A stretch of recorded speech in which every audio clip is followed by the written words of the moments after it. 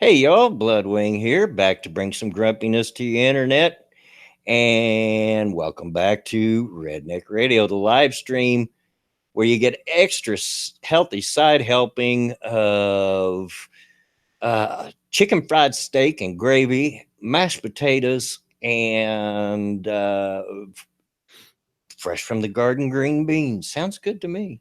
It sounds bloody good to me. Oh, That does. I I haven't had like. dinner either, so Yeah, I'm kind of hungry myself. I've been munching on some half stale chips over here that are still by my chair.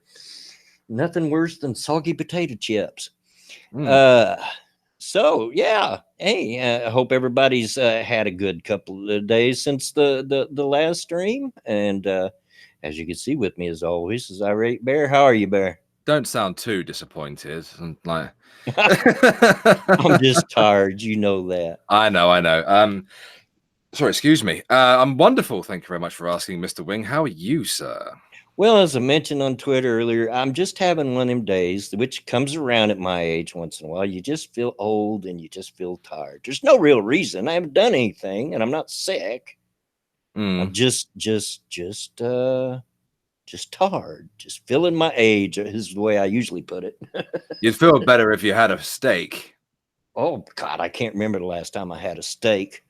Are you kidding? We could barely afford bologna, let alone steak. So, guys, yeah, if you want to support Mr. Bloodwing and help him get his hands on a nice, juicy, fresh steak, and I'm talking a nice rump or a Yeah, nice T-bone, you yeah, can support him via Streamlabs, which of course is linked in the description. But absolutely. buy this man a surf and turf. Absolutely. I'd have to make it on my stove though. My grill, the one of the connectors for the propane rusted through, so it's out of commission. Don't So want to blow take your ass myself to the up. steakhouse. I don't like to go out and eat, Bear. I don't Well, like people. I hate them. just go there. Let's say, look, I don't like people. Can you bag me up a 72-ounce steak? Yeah, yeah. And then be cheeky and ask for a lift home so it doesn't get too cold by the time you get there. Yeah, my dad was the same way. When I was a kid, we rarely ate out. Now, it didn't mean we didn't eat a lot of takeout. Well, we Mm-hmm. didn't eat a lot, but we ate some takeout. But he just didn't like to go out and eat. He'd rather eat in his own home. And I'm Yeah, the I'm the same same. way. Yeah, I'm the same, mate. I not really a fan of going out and eating out. There's just lots of loud people, you know, especially in family restaurants and like carveries and that kind of stuff. There's a bunch of kids running around and shit. Just like, ugh.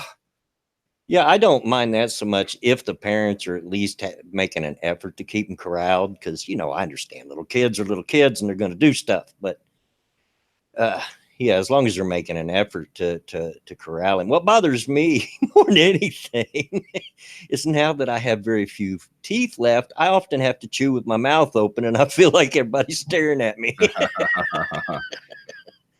Oh dear. But yeah, nice medium rare steak sounds Mm. really good, and I don't like much on it. I'm not one of these steak sauce or ketchup or nothing. Just a pinch of pepper and a pinch of salt, and I'm all good. I'm ready to eat. Mm. Yeah, I'm the same with steak. I like it. I'd like just steak, medium rare with fries. That'll do. Yeah, yeah. I mean, I don't mind like a little bit of ketchup or whatever, but I don't really like to dip the steak in it. The fries, yeah, sure. Especially if they come through dry. Certainly don't. Yeah. I don't mind it then. If But the fries are good, I'll eat them with just salt on them. But if they're dry or if they're a little extra soggy, then yeah, I'll put some ketchup on them. But as far as mistake, I just give me the meat. I like the yeah, taste of meat. yeah. The most gorgeous steak I ever tasted was at a Argentinian steakhouse in Chile. Oh yeah. Oh my god, Bloodman.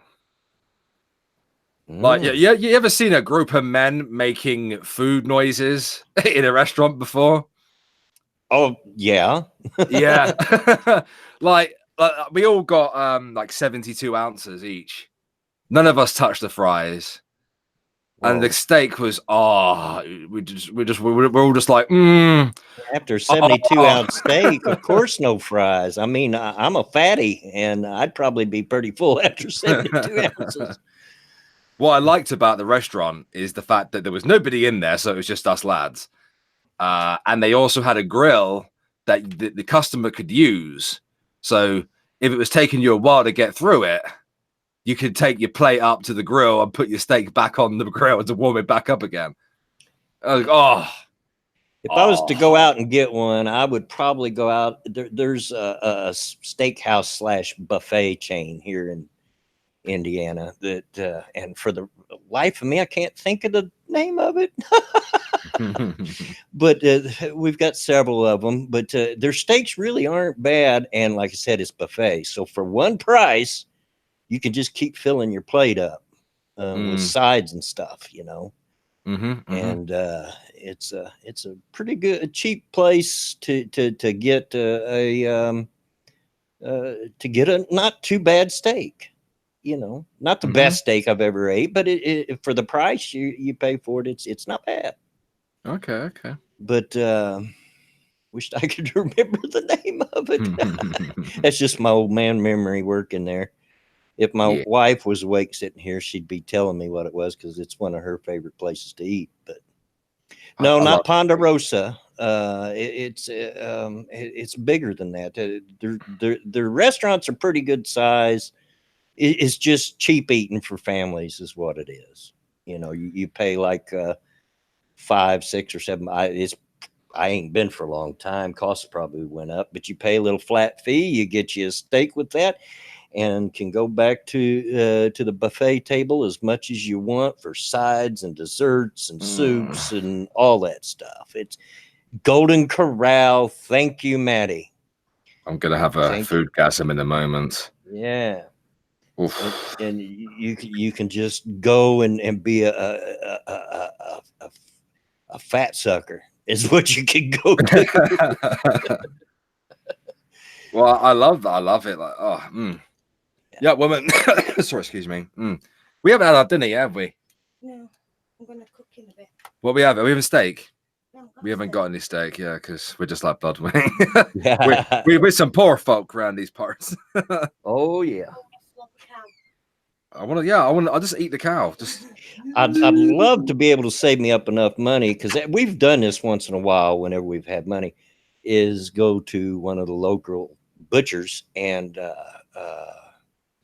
you know, and it's if you can find somebody to split it with you, it's even easier. But to buy like half a cow or something like that, and the butcher, of course, cuts it up in different ways. You get steaks, you get hamburger, you get sausage, you get, you know, just all the different cuts of beef that you can.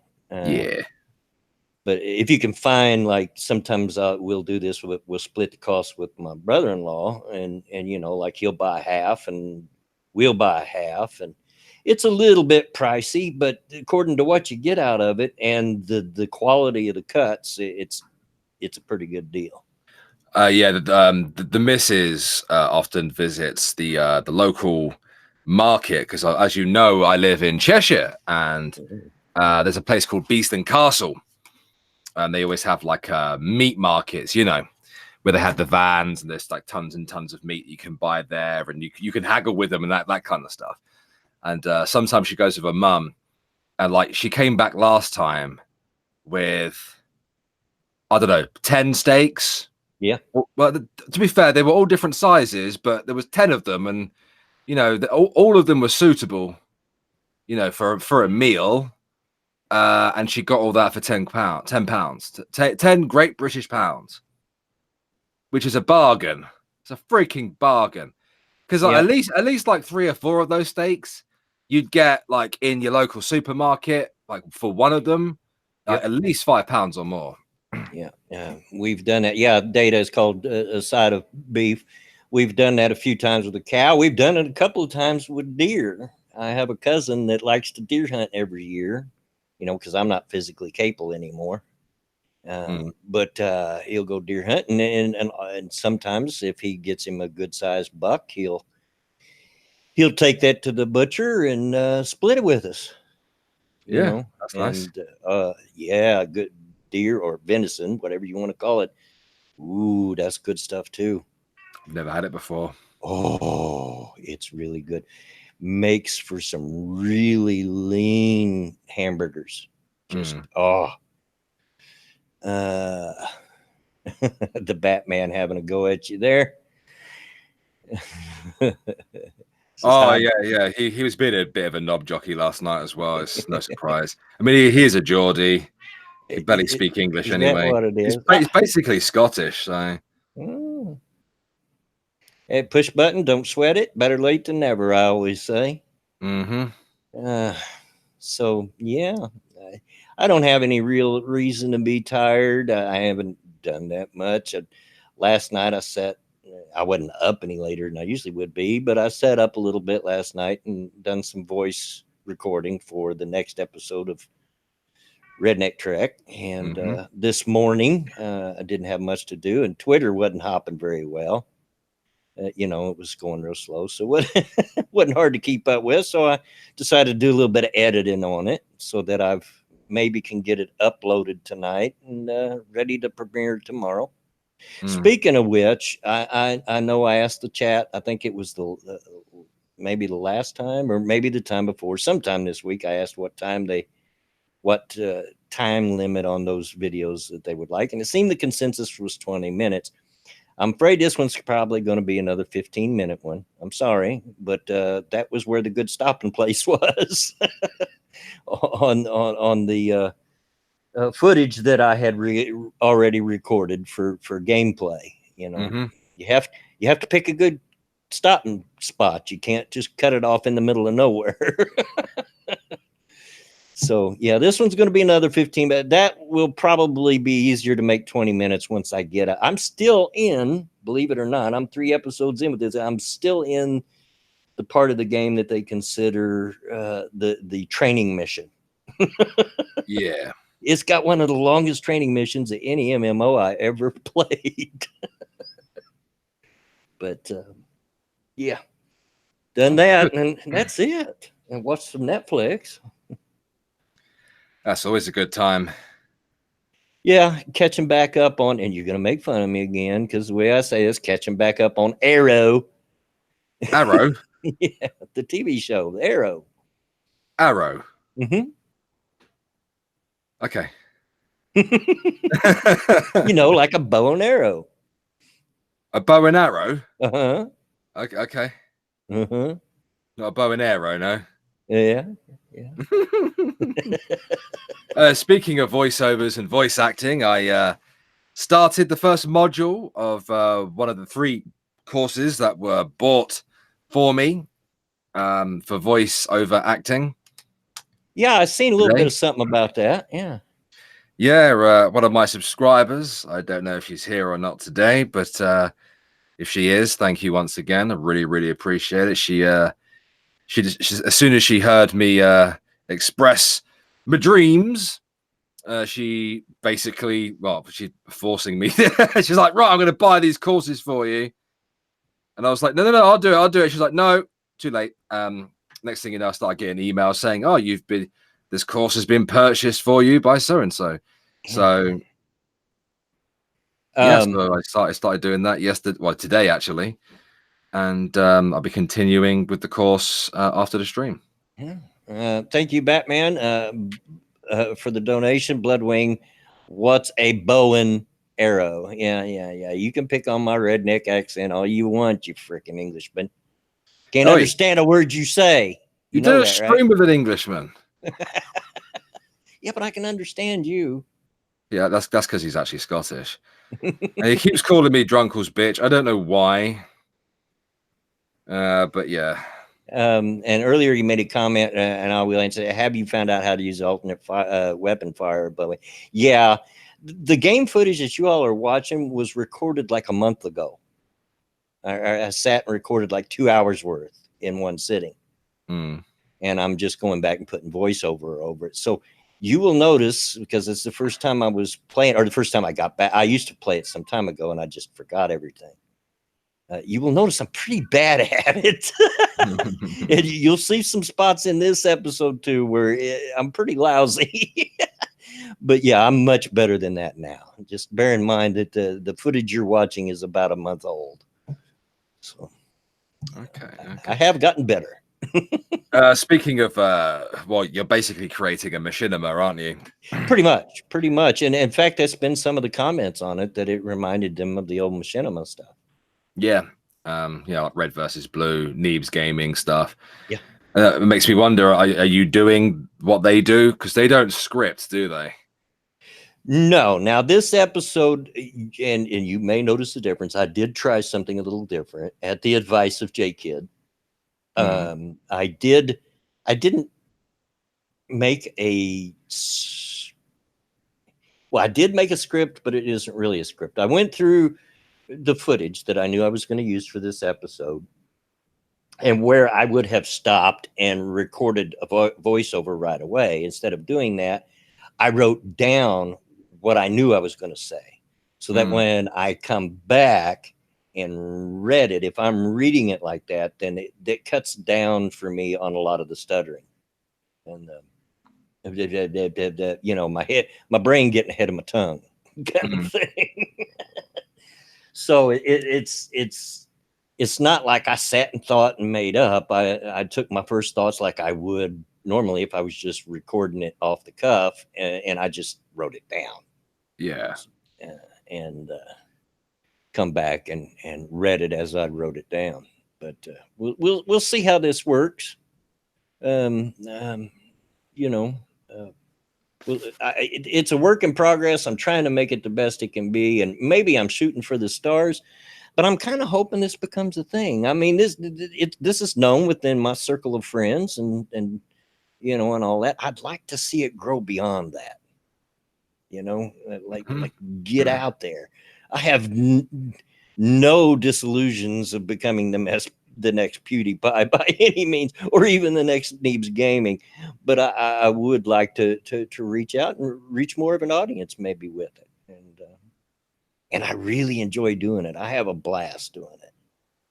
I'm glad that's what you're supposed to do. You're supposed to have fun doing this stuff. Well, not only is especially considering you're making it on your own as well. Yeah, not only is the gaming part of it fun, of course it is. I'm a gamer. I enjoy it. But the going back and trying to think of humorous things to say at certain points, I just have a lot of fun with it. A lot of fun. Yeah. But yeah, that should be very much on time, folks.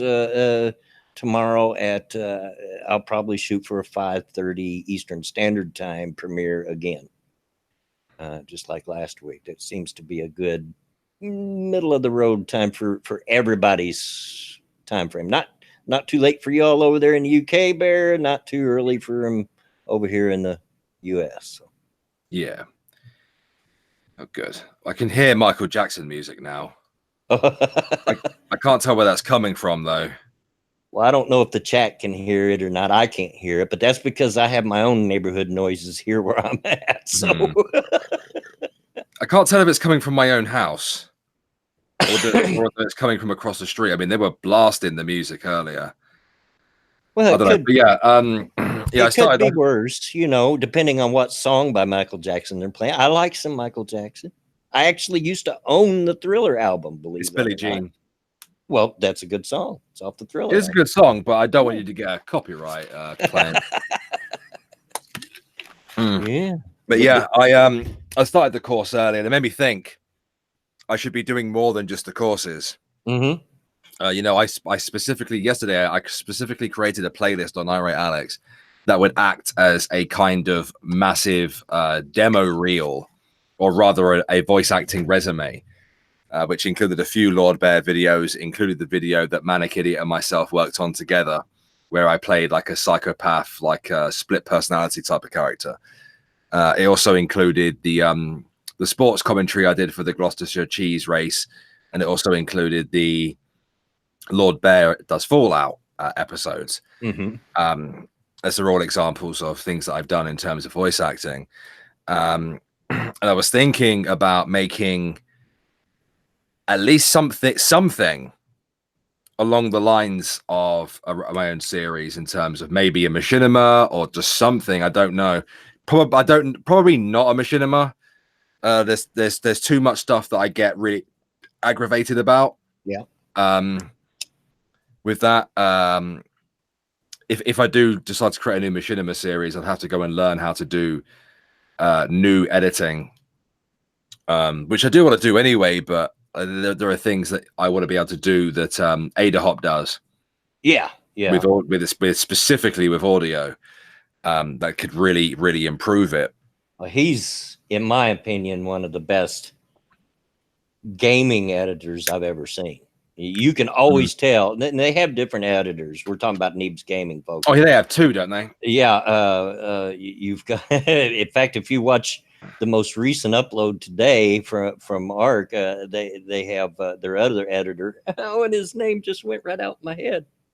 Ada Hop's name is Alex, isn't it? Yeah, I think so. I forget the other guy's name. I think so. But the other fella edited it, and he made a big mistake. They play it up on the video, of course, making fun of him.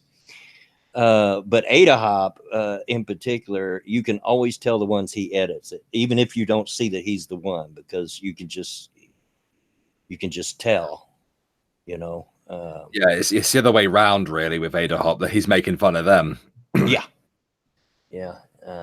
He's one of the best gaming editors I've ever seen. His talent, I'm very jealous of. Video editors I've ever seen, really. Yeah. I mean, like, his editing is what made the Subnautica series seem like a proper TV show. Yeah. You know, just all the nice cuts, the choice of music were great. Oh, perfect. Then there wasn't one fuck up in the entire thing. Yep. So good. Such a good editor. That's why at some point I will be taking a good hard look at things like Adobe Premiere, Photoshop for thumbnails, because I've been getting by on just using PhotoJet, which is a browser thing. You can't really do the things that I'd like to be able to do in that. Like the cropping tool is crap on it, for example. Can't make things transparent. You know what I mean? Yeah. Well, I'm just using an older copy. I'm just using an older copy of Vegas. It's 13, I think. Yeah, I'm using 14 because 15 has problems, like infinite render, for example, which is really annoying. But whatever. Yeah, I want to be able to do like better editing, because like I'm getting frustrated at the things that you can't do a lot with Sony Vegas. Like I know how to pretty much do everything. And I've had to kind of like the things that have made like some of the stuff that I've made that like it may not seem that big of a deal to a lot of people, but I've had to kind of like create my own effects by working around things. Like there's a scene from my last Lord Bear video where Lord Bear's getting mad that there's no electric in the house, and he tells his new two slaves, if you like, to turn the lights on, and I had it so that the lights kind of flicker before they come on properly. Yeah. And I had to work around that. There's no effect for that in Sony Vegas, so I had to chop the absolute crap, split second by split second, the back scene that I have for Lord Bear, and find all the different sound effects and stuff. Whereas if you get Premiere, you can do a lot more with it. Right. Jay Wolf, yeah, it doesn't like Redneck for some reason. And that's not me, that's YouTube. What in God's name is Critter? I don't know. Apparently it's an editing software. Oh, thank you, Diesel Dave, for the donation. Very generous for the stake fund. Yeah. I'll see if I can make it go for that. Yeah. Like, I want to be able to do what Ada Hop does, especially with audio. Yeah. Like I noticed it a lot, probably because I'm like hyper aware because I create content. The 7 Days to Die series, he made it so that it sounded like they were actually in the game. Like with echoes and things like that. Like you can't do things like that with Audacity, not properly. It's an art program. Oh, okay. I'll have to check that out. He's very talented, extremely talented. And it's not that their other editor and they themselves will edit their own videos sometimes. Like Duralius edits all the what's the videos they do? It's commenting on comments. No, not comment. Actually, Simon edits those. Oh, okay. No, he does. It's a game where you can build stuff. That's pretty much what it's all about. It's just Okay. building stuff, but he does all those. They all take their turns editing. Thick tends to edit anything that has to do with Battlefield. You know. Well, they have a very distinct style with Battlefield. Yeah. Very distinct thing with them. Yeah, so I'm not picking on the other editors, and certainly not the other main editor besides Adahop. I'm just saying he's so very talented and very unique that you can tell the ones that even when you don't, even if you didn't know he edited it, you'd know. Yeah. Might have to pester you, Viper, to sit down with me and that program.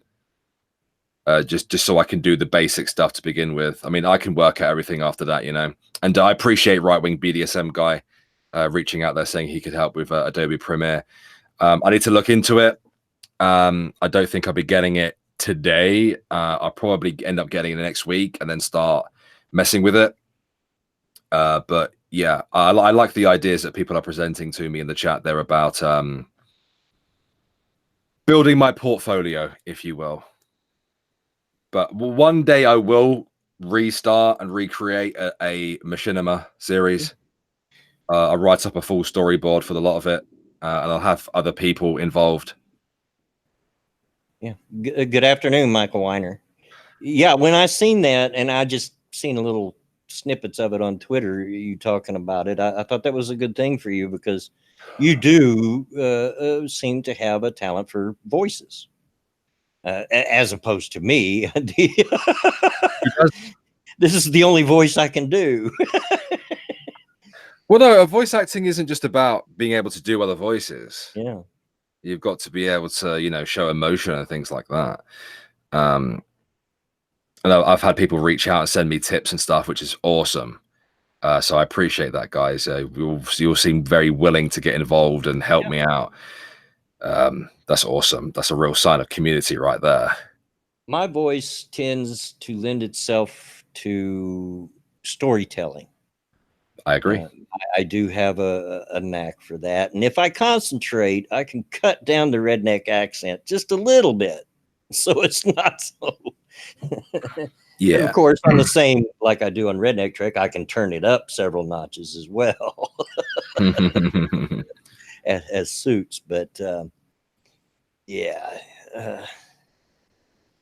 I don't know. We all have different talents, I reckon. I enjoy it. I tend to work best off the cuff, though, so I definitely have to practice with scripts and things. It's definitely one of the pieces of advice that I've seen repeated over and over again. You know, practice reading out loud, practice, you know, different movie scripts and stuff like that. You know, which I will do. I won't record those. I will record them, but I won't upload them. That's not content to be heard, if you like. Hello to you, Sarah. Carla, I give you crap a lot, but you're a fairly talented guy with your voice. Thank you. I appreciate that. Yeah, I've mentioned it before.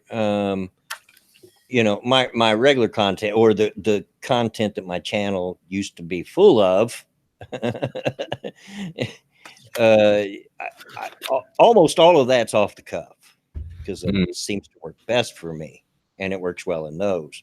Now, this Redneck Trek is a different animal, and working off the cuff doesn't work as well because then my stutter comes out.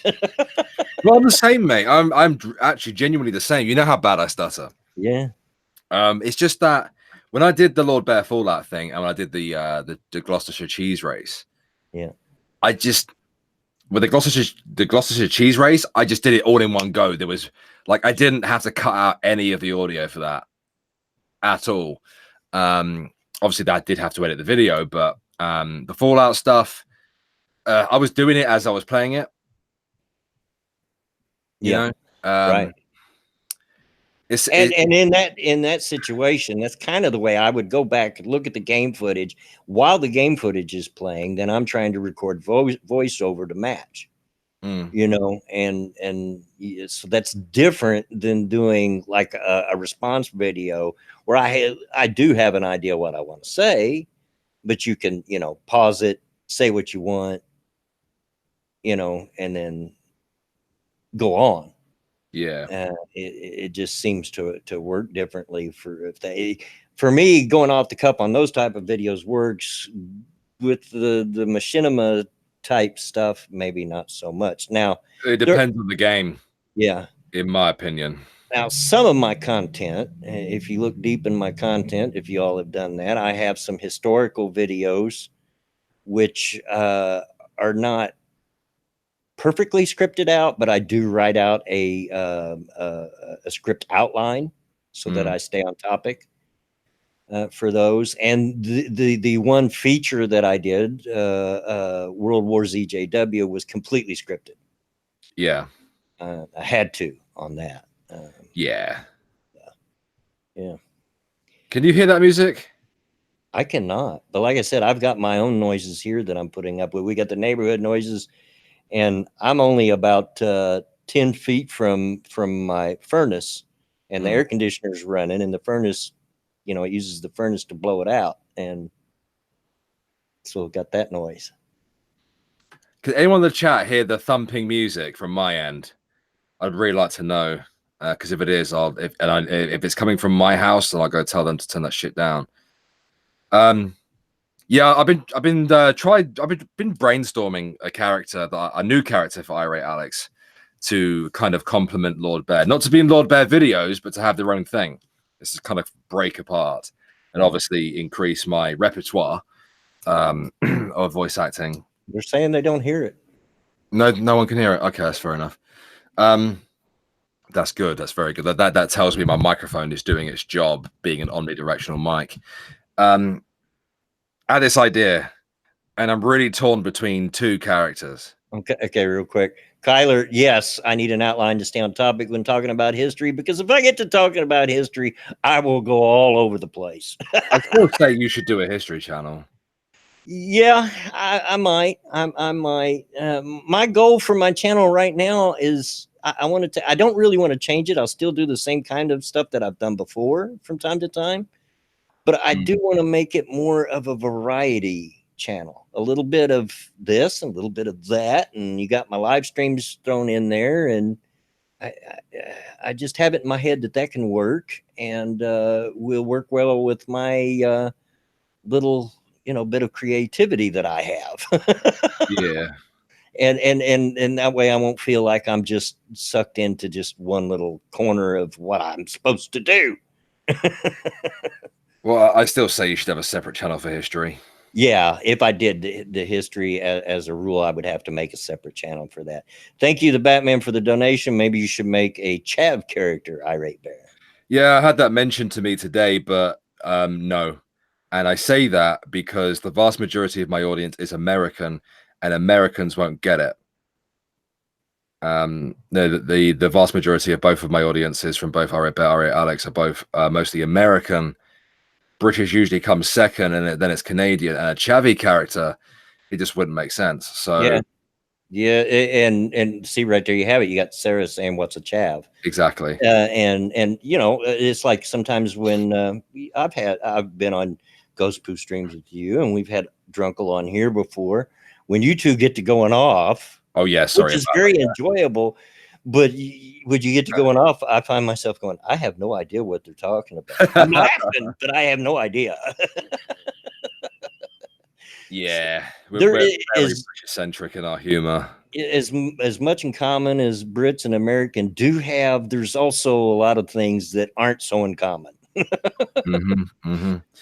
Yeah. Anyway, I interrupted you, and you were about to talk about something you'd like to do. Some kind of English chav being English trailer trash. I suppose so. The thing is there are variants of them. Chavs were around before roadmen. I'll get to roadmen in a minute.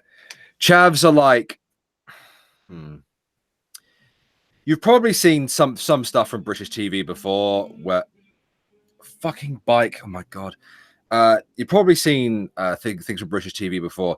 Chavs are people who usually wear tracksuits, so like sportswear, but don't obviously use them for sports. They usually wear them as a point of fashion. They'll wear like on their feet they'll have Jordans or Hurricanes or Nike Air Maxes, that kind of stuff. They'll wear a tracksuit, so like sweatpants. They'll wear like a t-shirt associated with whatever brand they're having. And of course they usually have a hat as well, and the hat can vary from like a flat peak cap to something like a duck peak. You know what I mean? yeah. They're not called that, but yeah, they wear like a duck peak, and they'll be like a Burberry kind of thing. Just point them to Jeremy Carl. Yeah, usually they're not very intelligent individuals. They tend to hang around in groups. They tend to hang out in parks, like in playgrounds and stuff at night. They drink, like when they do manage to get their hands on booze, they'll drink cheap cider or cheap beer or cheap wine or whatever. Yeah, they're douchebags. They listen to god awful music as well. Awful music. Now there's a northern variant of chav. The northern variant is 100 times worse than the southern variant, because the northern variant listens to this type of, I wouldn't even call it rap music, but it's like rap music, but it's awful. It's like it's always the same beat for every single song, and it's like, oh god, it's now the roadmen. Roadmen are usually from London. They're usually black or mixed race, but there are white roadmen. They look a lot like the chavs, but they look a bit scarier.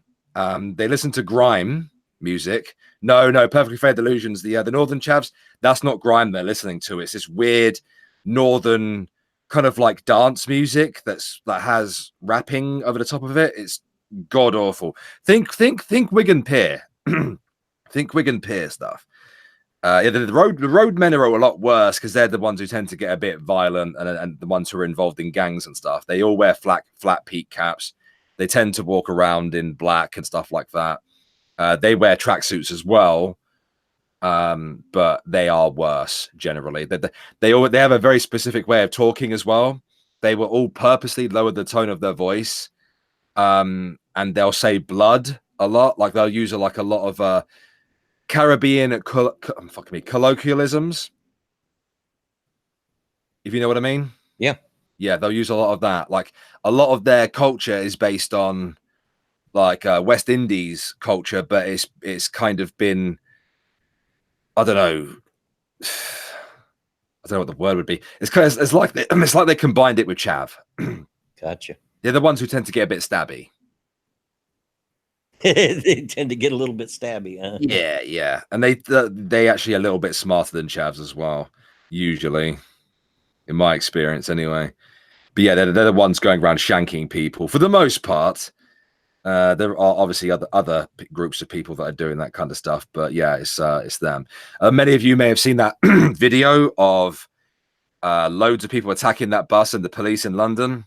Uh-huh. A lot of those were roadmen. Ah. Yeah. If you want to see what a roadman looks like, go to KSI's YouTube channel. I'll tell you, you guys' culture is way more complicated than ours. Yeah, we have you don't have so many different divisions of types of people. You got rednecks, and you got just a few basic types. Yeah, bastardized is a good word for it. Bastardized is a good word for it. It didn't come to me. Yeah, bastardized is definitely a good word for it. They're not very nice people. Like when I was young, like a lot of them would be going to college and stuff. A lot of them aren't stupid at all, but they get involved in that gang life, you know, because they didn't grow up with dads and they wanted to feel like they were a part of something. You know, most of them are into grime music. And what's that new stuff called? You got me. Sargon Man, did a once video you on get it. off rock and roll, I'm lost. Sargon did a video on it a while ago because there was calls to ban it. When I was a kid, I mean, it started with garage, then there was like British hip hop, then there was grime. I mean, garage was a lot of fun. You know, there wasn't any attitude in garage music. It was just, it was like summer tunes, you know. Yeah. Do you really like it? Is it wicked? We're loving it, loving it, loving it. Just like fun music like that. The Batman says we've had more time to work on it, Bloodwing. Yeah, you have. Also, one of the differences between America and Britain is Britain tends to divide itself among class Yeah. lines, where here it's I'll admit it, it's more along race, you know. So Grime is nowhere near anything like grunge. Grunge is, well, it's rock music, isn't it? Grime is hip hop, but drill. Thank you, Funky Animal. Yeah, drill rap. Thank you. I don't know what that is. I guess I've got to that age now where I don't really know about the new things. Bear's getting old, folks. Yeah, I'm 31. I'm nearly dead. Grime was kind of like it was all attitude, you know. It's I like some grime. I don't like a lot of it. A lot of the beats and kind of like I don't know, synthesizers, instrumental kind of stuff is usually garbage, but yeah, it's not good. I mean, grime's usually really fast as well. I don't know about drill rap though. Perfectly Fair Delusions. Honey, I'm 36 and lost it years ago. Yeah. I've got my music playlist on my second channel, and that's what I use to listen to music when I'm driving. That's about it, really. And both of you are just puppies. All right, dinosaur. I'll be 60 on my next birthday. Isn't mumble rap an American thing? I think so. I know absolutely zero about hip hop and rap because I don't like it. And it's not because I'm old. I was raised. It's old. Like. No. If you knew how my mother raised me, my mother was also, I'm a very musical person. Music means a lot to me. And it did. I got that from my mother and from her mother. So my grandmother. I like lots of different kinds of music. It's not just rock and roll. And she taught me to never turn my nose up at any type of music till I give it a try. So I did try listening to hip hop, and I have tried listening to rap, and I just can't do it. Can't. I can. I really enjoy lots of different types of music. I like hip hop. There's some grime that I like. Obviously, as you know, rock and metal is like my thing. I listen to a lot of it. Obviously, in my old age, I'm listening to more metal covers of things, like on YouTube and stuff. Kyler, have a good day at work, dude. Thank you for hanging with us. Like the only time I hear new music is when I let the YouTube music app just go for it. And I have been hearing a lot of new songs that I've never heard before recently. Yeah. But yeah. Well, I get it from my kids. You know, they'll introduce me. Have you heard it? Because they know what my tastes are, and they'll say, "Have you heard this? Have you heard that?" You know. And of course, up until they moved out, I would also hear what the grandkids would listen to, most of which I couldn't stand. But I mean, I'm probably not going to like much of what my 7-year-old granddaughter listened to. So,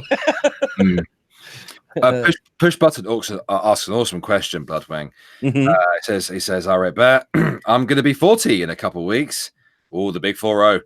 Any ideas on what I should be dropping hints about for a birthday present? I was thinking of a capture card.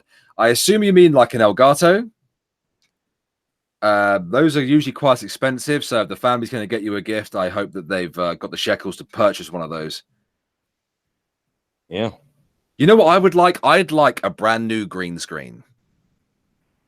Not the ones that I've got now, because you have to pin them up themselves. I want one of those Elgato green screens, the ones that you can pull up. And then they're like standalone. I haven't got to stick it to anything. You know? Yeah. Oh, Cinco Lindsay says, Irate Prostate and I got into a pretty intense conversation about music on my stream last night. We brought you up, Ludwig. Really? Really? Of course, it's probably those that know me has probably gotten out that I do love my music. And I love all kinds of music. But Irate Prostate and I have actually had conversations about maybe having a stream solely about the music of Rush, the band Rush. Mm. Because he's a big fan of them as well. And Rush is one of my favorite all-time bands. I say one of because I can't name any one band that is my absolute hands down favorite, but I can name you 5 or 6 bands that are my favorites.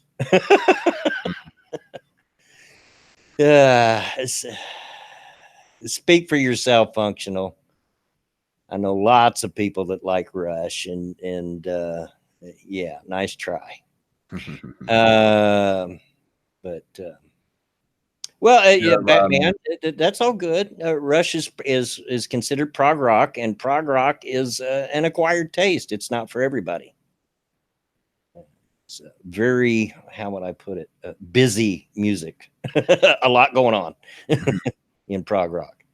But, you know, I obviously throughout the 90s and stuff, when I was a wee burn, I grew up on a lot of Motown stuff. Oh yeah, absolutely. A lot of, obviously my mum, she's older than you. Mm-hmm. I grew up on a lot of stuff like that, and I also grew up on all the Motown music that was being converted into like dance music. Yeah, I'm talking about actual dance music. This is way before trance and drum and bass and stuff came along. Yeah. And it was still catchy, and it was made, it was definitely nice music to listen to. And of course, when the noughties came around and I was sort of heading into my teen years, that's when I started listening to nu metal. And obviously started going to like different clubs, like rock clubs and stuff, and started going to mosh pits and stuff like that. Well, and let me address this, and then I'll tell you something here. Push Button says I prefer Journey. Journey's not bad. You got to understand though that I was a teenager when Journey was hitting it, and they were so oversaturated.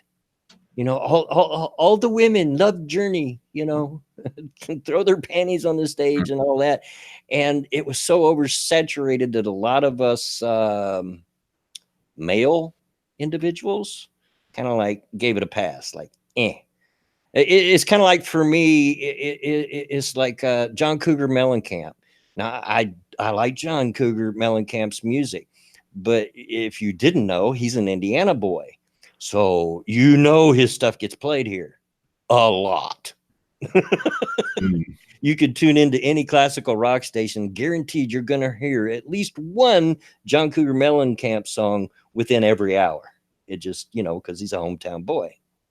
Yeah. Well, home state. He's from Seymour, Indiana, not from Indianapolis, but same, only different. Yeah. But yeah, it's not that I dislike Journey. It's just, God, I was burnt out on it. Oh, but yeah, of course I'm older. God, this music's so loud. Of course I'm older than you, and so my parents came out of a different time, and they were teenagers in the 50s. And of course that's the music I grew up on, was the 50s rock and roll. Because that's what they played. And of course, my dad was really into the old school country. I'm talking Hank Williams Sr. and, all that stuff. Yeah. And so that was the things I was raised on. And then coming up as a young person in the 60s, it was the pop music of the day, like early Beatles, stuff like Tommy Rowe, if you all know who that is, and the Archies and that kind of stuff, and of course Motown was huge in the 60s. Yeah. And I do like Motown, like the Righteous Brothers. Oh my gosh. if I don't know if you're aware who the Righteous Brothers are, Bear, but if you've had never seen them and you just listened to them, you'd swear they were black. No, they're not. Oh, they are two of the whitest boys you ever seen. But oh my gosh, do they got soul? They got Oh that Lord. soul, huh? Yeah, they got soul. But after that, I got in my teenage years in the 70s and I started, how it is when you're a teen, you want to start to do your own thing. You try to separate yourself from your parents and all that. I started getting into, the 70s rock and roll. And yes, Sean DW 175, Black Sabbath was one of the first ones that I latched onto. So long story short, what I'm trying to say is I was a headbanger even before the term was invented. I was in the I enjoy some Black Sabbath songs. Yeah. And if we ever do, you and I, and we ever figure out the time and the exact way to do it, those music reactions, I intend to familiarize you with some, what would you call side B Black Sabbath songs? It's not the stuff that gets played all the time. Yeah. Because I think you would probably enjoy that. And we're talking Ozzy Black Sabbath. Yeah. The old school Black, the original lineup. You can argue all you want. I know a lot of people like the later iterations of it, but for me, it's always the Ozzy Black Sabbath. Yeah. But yeah, that's. But I like all kinds of music. I love bluegrass. I absolutely adore swing music. Like Benny Goodman and Glenn Miller and all that. Oh, it's just fantastic. I love rockabilly. Like if you don't know what rockabilly is, you can look up like the Stray Cats. They're kind of a later iteration of it, but it give you a good example of what rockabilly is. I love classical music. Like Bach, Beethoven, Tchaikovsky's my favorite. I just a lot of stuff that I like. I even went through a country period there for a while in the 90s. But I think it's about time we got off the music stuff. well, I don't know. I've got a question to answer here real quick, and then we can get off of. I'm not sure that I'm pronouncing this right. Jeremy 06. But Bloodwing, do you like Skinnerd? Dude, I'm a redneck that was a teenager in the 70s. What kind of question is that? Skinnerd is God. Are you kidding me? Thank you, the Batman, for the donation. Pennsylvania 6500. Yeah, exactly. Great tune. Great tune. So, yeah, we can get off the music if you like. Well, yeah, it's because you obviously mentioned in the title there something about raping someone. Yeah, and I'm not going to read any article on it, but there's some lady that's accusing Donald Trump of rape that happened, I mean, years ago, like 20 years ago. But she's not going to press charges, but she wants to sell you her new book. Oh, okay. Funny that, isn't it? Yeah. Of course, there's some Twitter back and forth about it. Like you've got the those that want to believe, or you got to believe all women. It's rape, yeah. And then you got those of us that are like, calm down there, Skippy. This looks a little bit suspicious. Yeah, just a little bit. It's funny that, isn't it? Yeah. Ball bags. Yeah, and in one of the Twitter threads, I seen somebody come on there and say, well, it's innocent until proven guilty, and then they come back, well, you got to believe the women, though. Oh, shut up. No, I believe in innocent until proven guilty, and I also believe in due process. So, right. Yeah, we can't jump to that conclusion. Yeah. It's a good thing that the court of public opinion is not the same thing as the legal court system. Yeah, man, we've seen too many men's lives been ruined by this shit. Yeah. And it's not acceptable. Yeah. It's not acceptable. Yeah, often their names aren't cleared. The mainstream media won't, make such a big deal out of it once their name's cleared. It's disgusting. So I've seen the argument from some people that, false rape claims don't really hurt men and everything. Are you kidding me? A man's life could be totally ruined for the rest of his life by a false accusation. yeah, a single accusation on its own is enough to destroy a man's life. Yeah, I've seen men lose their jobs, their wives divorce them, Lose the kids in the process. all because of a false accusation. Lose friends.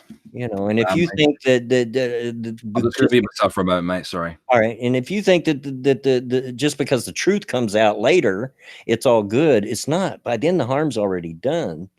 I've mentioned before, but you may not remember, way back in the early 1980s, I was actually accused of rape. Now, it wasn't hard to prove that it was bogus because I was miles and miles and miles away from where this supposedly happened at the time that it happened. So it was pretty easy. But to this day, and this happened in 1981, to this day, there are certain people in that area that still look at me kind of cockeyed because of that accusation. Even though I proved that I was anywhere close. Thank you to Batman for the donation. Sometimes men's names are not cleared, even if proven innocent in court. And it's far too easy for women to do this. It is. And that's one of the reasons that I'm an absolute believer that a person that makes a false accusation of rape should be held legally accountable afterwards.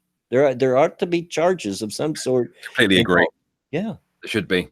And they should get prison time. I'll just look at my DMs in a second, Viper. Yeah. They should be made to pay a hefty fine because there's damages there. Yeah.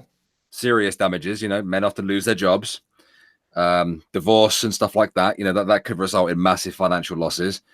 If they're self-employed or own a business, they could lose a lot of customs.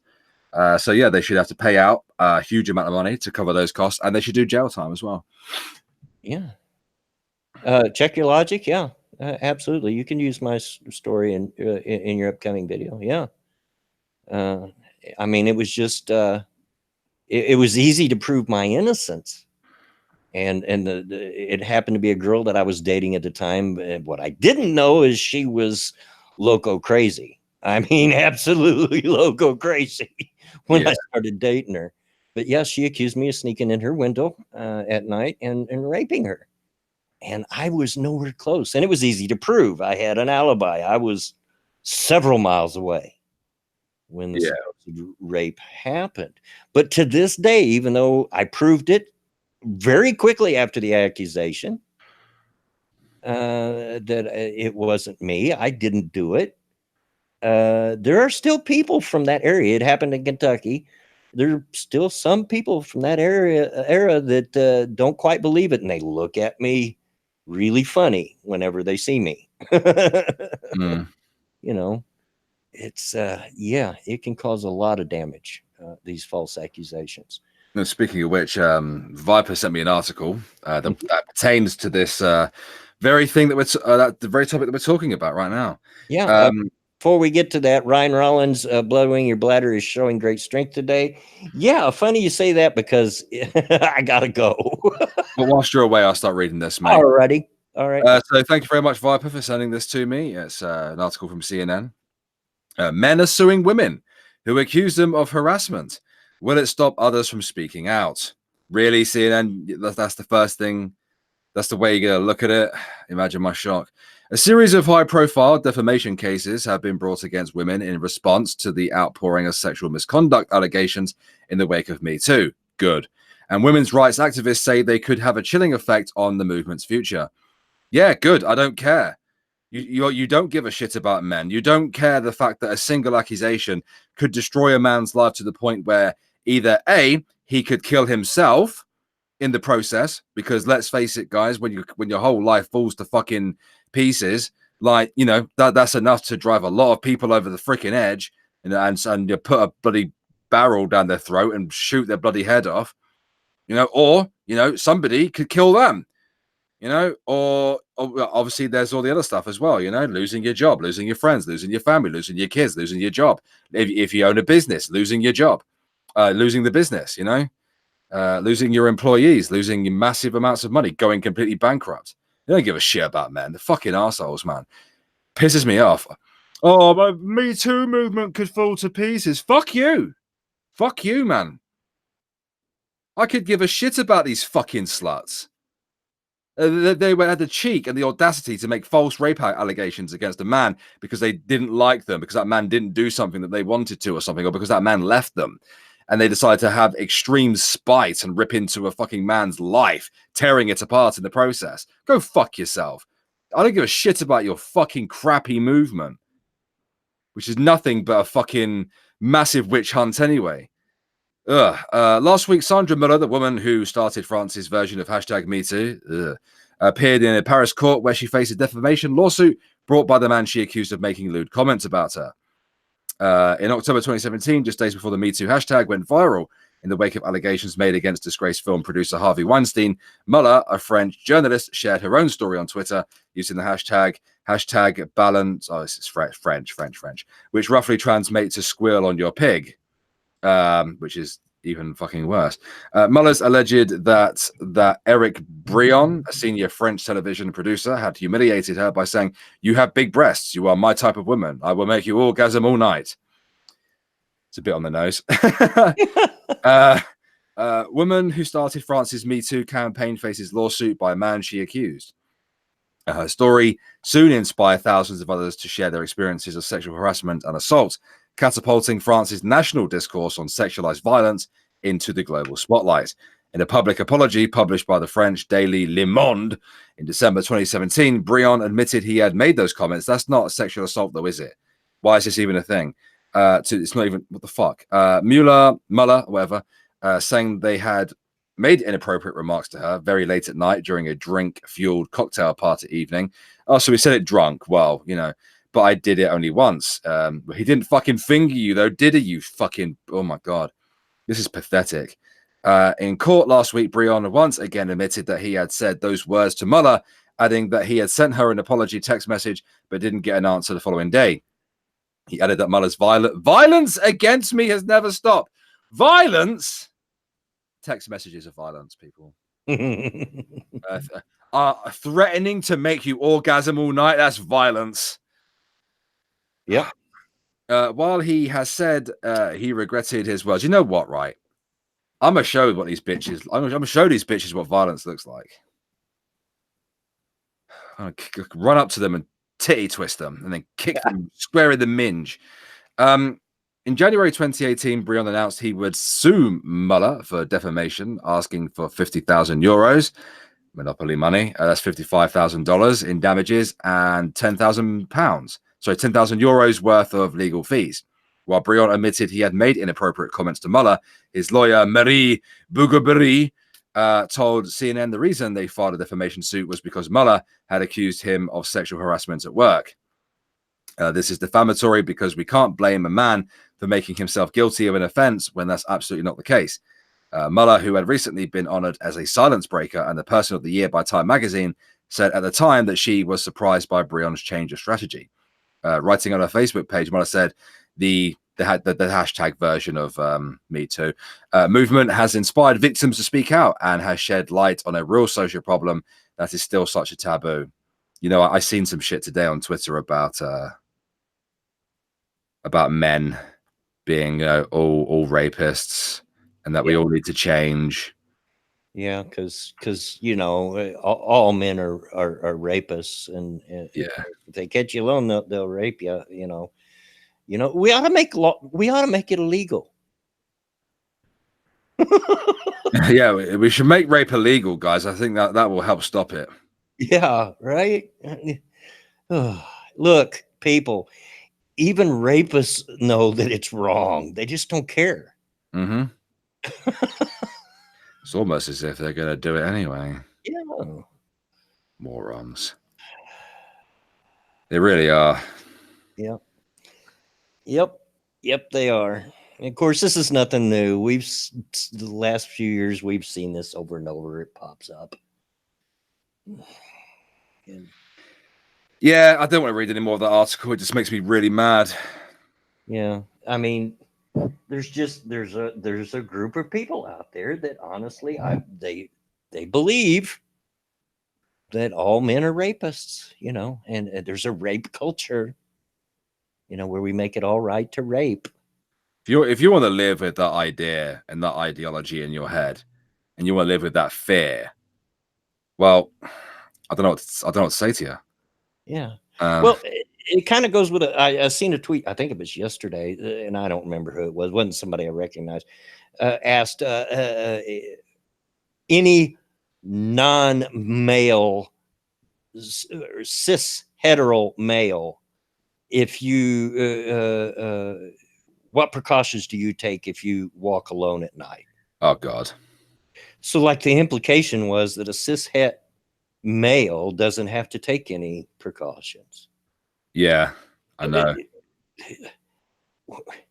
Are you kidding me? There's certain areas of town that, as a white cis het male, that is, I'm no coward, but I'm not going to go out of my way to walk there at night, because you do so at risk of your life. Yeah. Good God. It's got nothing to do with sexuality, really. I mean, men are a lot more likely to be attacked. Yeah, in the street. Yeah, random American. I do agree. I only use cis because that was their verbiage. That's what they used. Batman says, yet men are 70% of the victims of violent street crime. Absolutely. Absolutely. But from their point of view, it's the world's out to get them. That's what it is. The world's out to get them. The world, it's evil, and it's in it. Men are rapists, and it's rape culture, and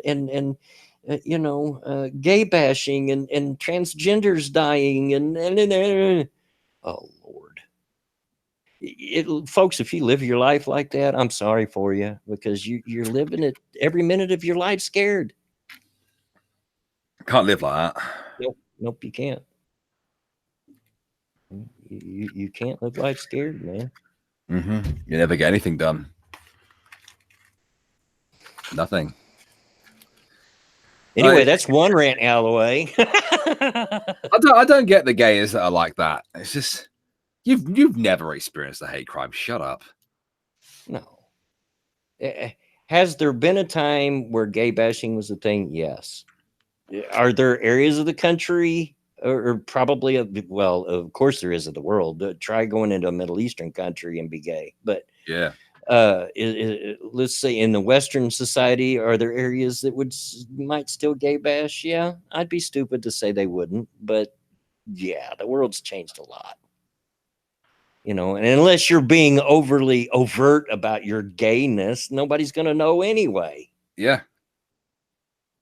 Yeah, if you're a guy and you're like not mincing your way down some road at night and you get attacked, it's because you're a guy. Like they're attacking you because, well, they see you as fair game, Yeah, if you're over in the rough side of town and you're just being fabulous all the way down the street, then yeah, somebody's going to knock you in the head.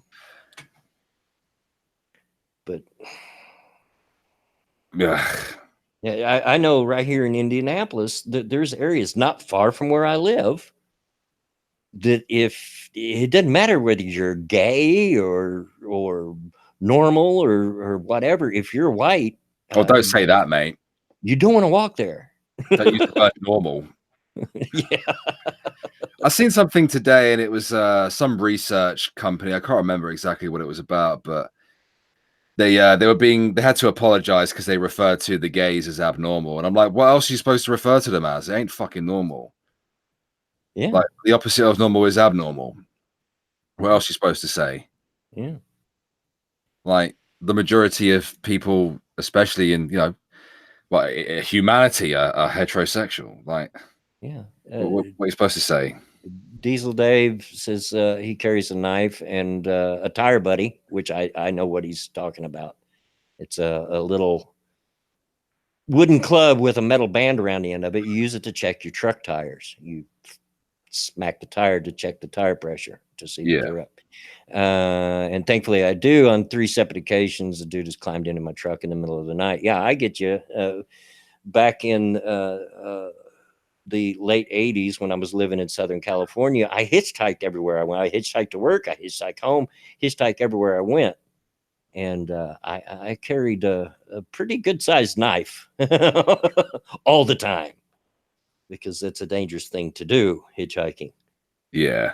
And of course, I carried what I carry as a pocket knife would probably be considered a weapon of mass destruction in the UK, because it has about a 4-inch blade on it. Yeah, I think you can have a 3.5-inch blade in the UK. And for me, that's just a pocket knife, because that's part of my culture. Mm. That's just a pocket knife. But yeah, I don't blame you. Right, what was the other thing you wanted to rant about? Oh, Boomer. Yeah, give me just a second to see if I can probably find it quicker going to my timeline. A tweet here, so give me just a minute, because I want to make sure that I'm being accurate in what I'm saying. Of course. All right. We'll get there, guys. Don't worry. Yeah. In fact, I'm just waiting on it to load here. Okay. So I've seen something on Twitter yesterday, and let me preface this. Is there anybody out there in the chat that doesn't realize that I have a good sense of humor about myself? I mean, the whole shtick of my channel is that I'm a grumpy old redneck. And while I really am one of those things, I do play it up some, for the sake of the channel, for the brand, so to speak.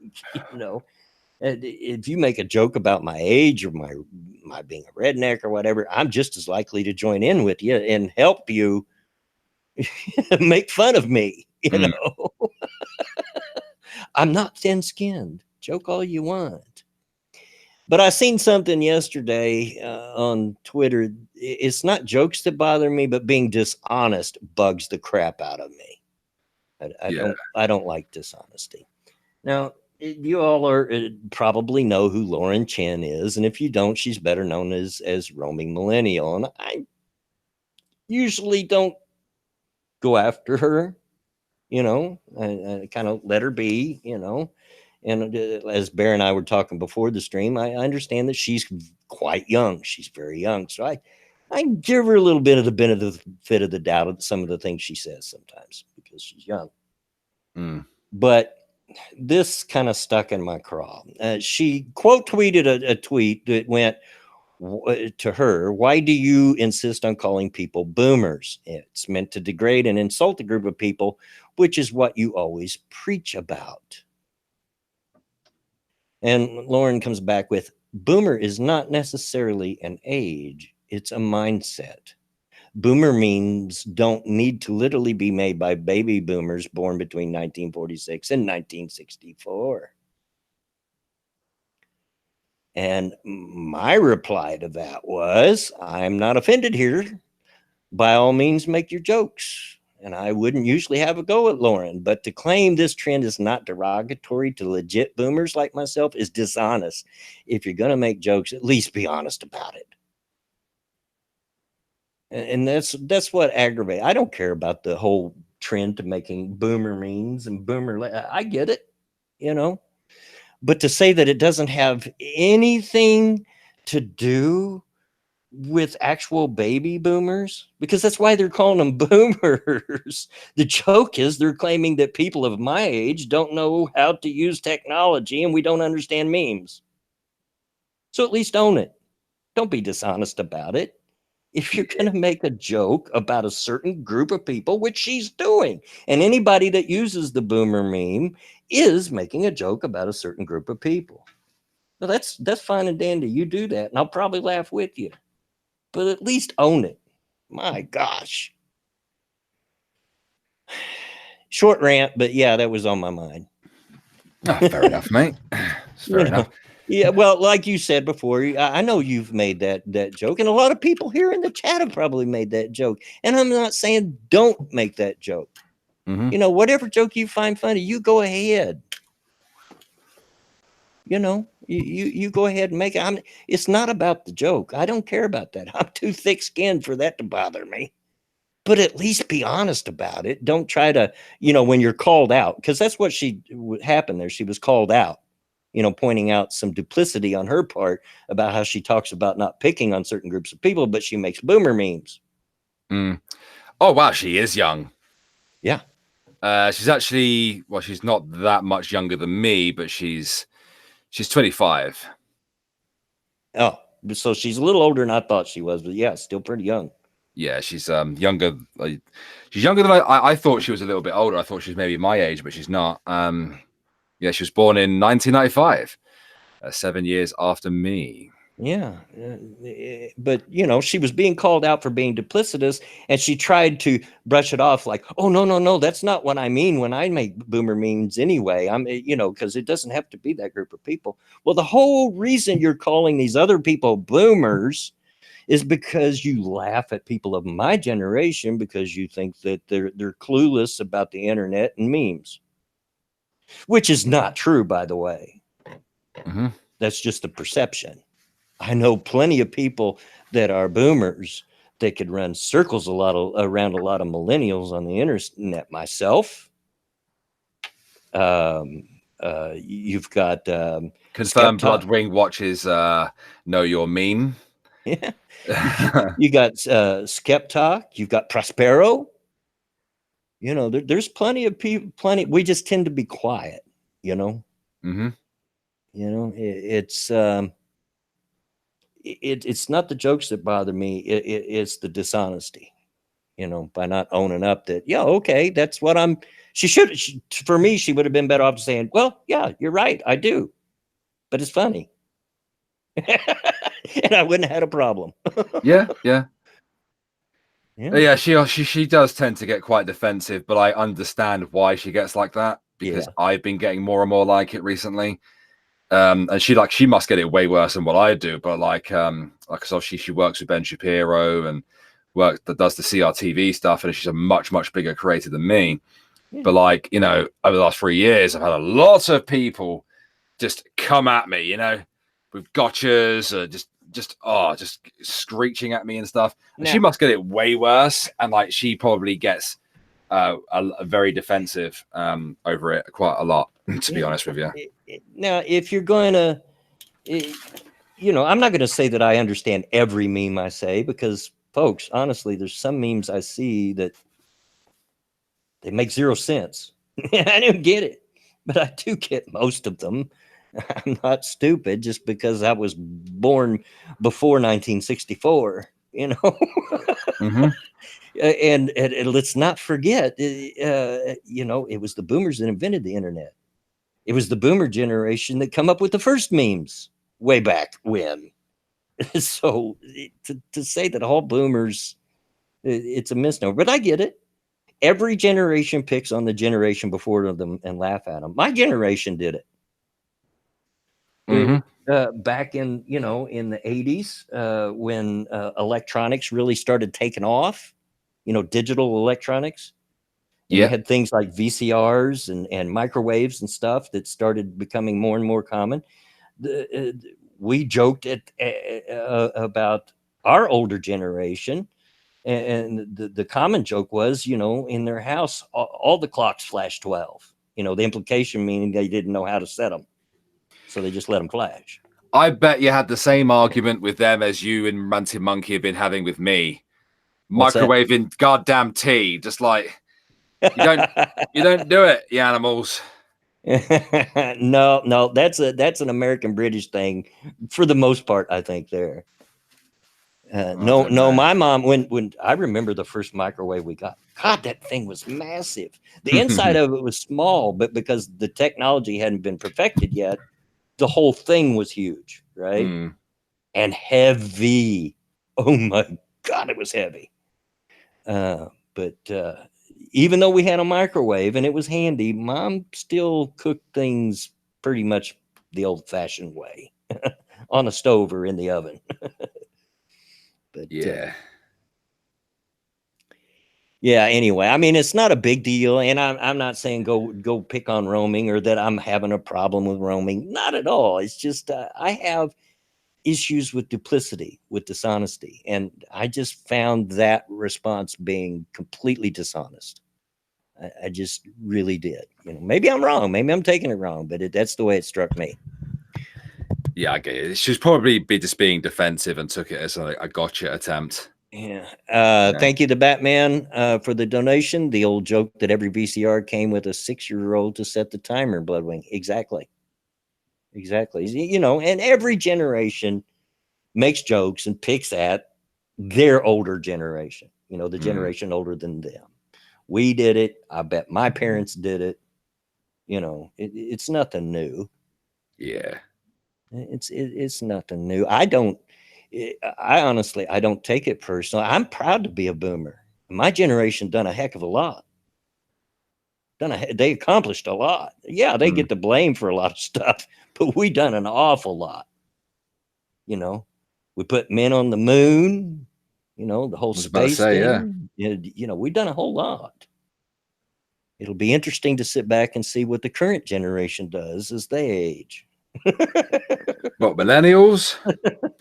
Other than sitting around whining on the internet. Single-handedly making avocados cheaper on the market. You might have a case for that. You might have a case for that. To be fair, this whole generational thing is a very Americanized thing, Yeah. Like, we don't use those kind of terms over here in the UK. We don't use like the term Gen X and Boomer and stuff, I mean, over the years, we have become more Americanized, and like you will hear the term millennial used a lot more. Yeah. But the idea does exist, because I remember seeing when Brexit was first breaking, certain groups of people there in the UK blaming it all on the old people. Saying like, they get out won't of use the the way. term boomer. They never use the term boomer though. No. What they'll do is they'll go, "Oh, these old bastards." And a lot of them are morons as well. Like these stupid young, just these bloody kids gobbing up, talking about shit they have no idea about, and the utter disrespect that it comes up every time we have politics. That's when the age war starts. Any like a general election, Brexit, or anything like that, that's when it becomes an issue for us.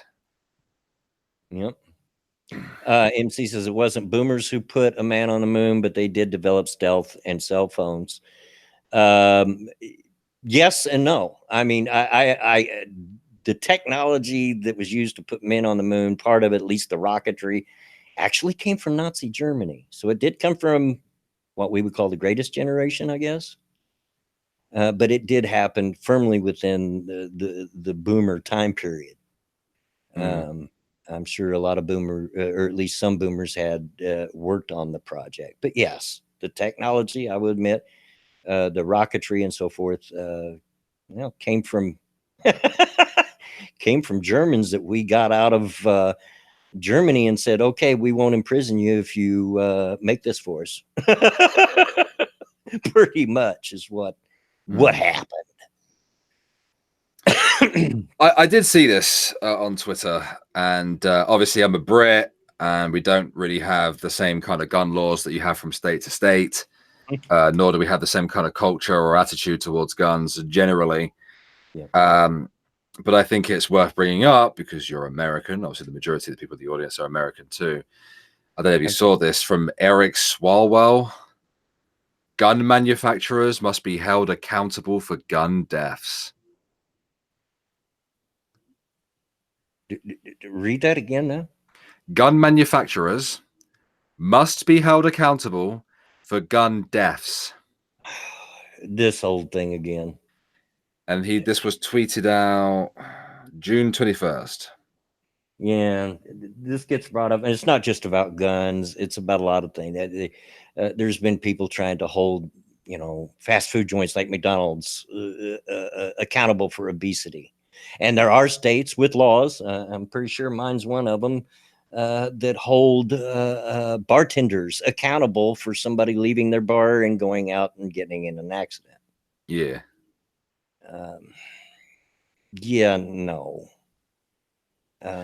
Yeah, I like Faithless. Yeah, that's better. That's a lot easier for me to pronounce. Yeah, Eric Swallowswell.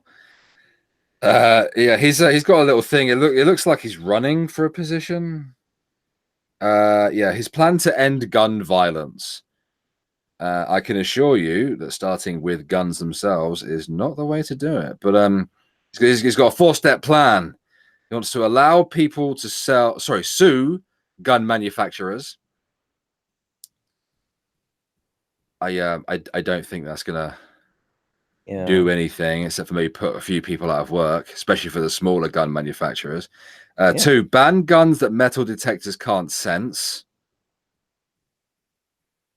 Well, I mean, banning things generally doesn't work overall. I mean, especially when it comes to things like guns. I mean, it can work for some things, but guns, no, I don't think so. Well, I'm certainly not going to be a fan of any kind of firearm that can pass through a metal detector, because we need to keep our airways safe and our public spaces safe from some idiot with a gun.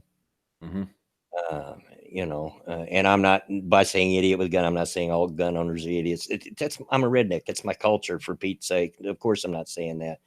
But, there are people that would try to smuggle weapons into a courthouse, take pot shots at somebody. There are people, as we well know from 9/11, that might try to smuggle weapons onto an airplane, take over that airplane. So, I'm not going to be a big fan of that. But to blame gun manufacturers and to hold them accountable for gun deaths, no. I think this is a bit silly. I mean, ban guns that metal detectors cannot sense. What guns are those then? Well, they can be made. And in fact, they can be made on, what are the 3D printers?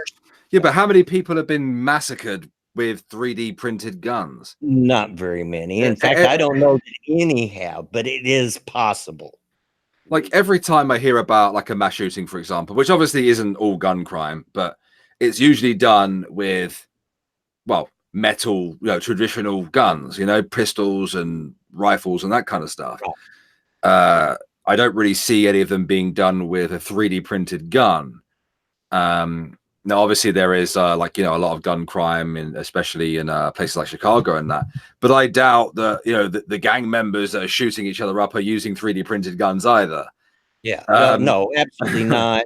It's not an issue. I can't even recall an account of anybody being killed with one of those or even shot with one of those. But it is, you can do it. You can make a gun like that. I think that's silly. I'd like to see whether there's any statistics on that. To be honest with you, a number of people killed with 3D printed guns. Yeah. And of course, John Connor there who mentions the fire pins made out of metal. Yeah, and the bullets are going to be detectable and that sort of thing. Yeah, yeah, and Batman's right. There are such things as ceramic guns, and by and large, these are 1 or 2 shot weapons. It's not like, and I can't imagine they'd fire a high caliber round either. No, not very small caliber, surely. And 1 or 2 shots about all you're going to get out of them. Then you're done. Yeah, and by that time you've been shot. Yeah, I think that's a bit silly. Number 3 says require ballistic ID techniques on all guns. Read that again. Require ballistic ID techniques on all guns. So I'm assuming that's when we know when CSI does the old ballistic testing, right? I'm assuming. Is it like, are they trying to say they want something like they do with fingerprints, that it goes on a national database? It sounds like it, but so you would have to fire your gun they'd get a sample of your ballistics, and that goes on a national database. I don't know. I couldn't tell you. That's the only thing that I can think of. It doesn't go into further detail at all. I'd like to know more. Would you like to know more? And ban the manufacturer and sale of M855 ammunition and hollow nose bullets for civilians.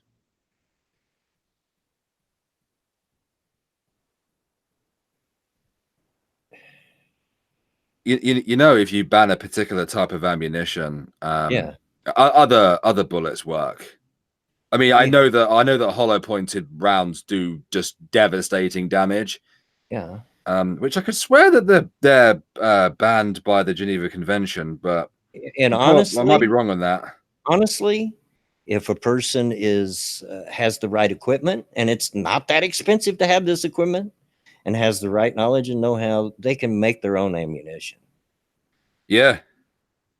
I have an uncle that I don't know that he ever bought ammunition. He was a big-time hunter. I don't know that he ever bought ammunition from the store. He made all his. He had all the equipment, set up on a bench and everything to be able to do that. Why is he calling them hollow nose? They're hollow point. That's how I've known them. Yeah, hollow point. Yeah, I'm fairly sure hollow points have been banned for war. But he's mentioning banning them for civilians. So the sale of M855 ammunition. And I don't know what that is. I don't know what. Well, I know what hollow points are, obviously. But you can do that yourself. By the way, like, I mean, okay, so you ban it from all manufacturers selling it, but that's not going to stop people from making their own. Yeah, you see a lot more people making their own, to be honest with you. And and that's what happens anytime that you ban an item, no matter what it is. I mean, look at prohibition here in this country. When alcohol was outlawed for a period of years, people made their own. Yeah, absolutely. That's what happens. So yeah, no. But back to the original thing, holding manufacturers responsible for any crime or whatever. I say good luck to that. Like, how can the average American afford that to go up against a weapon manufacturer? No, probably not, because they got a huge team of lawyers. Yeah, they do, especially in that industry. See you later, Batman. Yeah, they must have, like. Yeah, see ya. Yeah, they have to have. I have to have, because they're weapons manufacturers are a common target. People are always coming after them, for one reason or another. So yeah, they've got a huge team of expensive lawyers on retainer all the time.